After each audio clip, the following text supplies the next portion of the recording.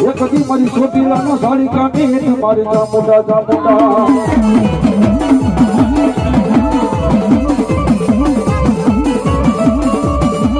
એક દી મને મકવાણાના ઘર ભાગલાનો ઢીગો ધડી કહેવાય એક દી મારા ખાના વટારાના દુઃખ જાળવે એક દી મારા મકવાણાના પેદલાનો ધર્મ મારી ચામુંડા મારી ગાંડી ચામુંડા ચામુંડા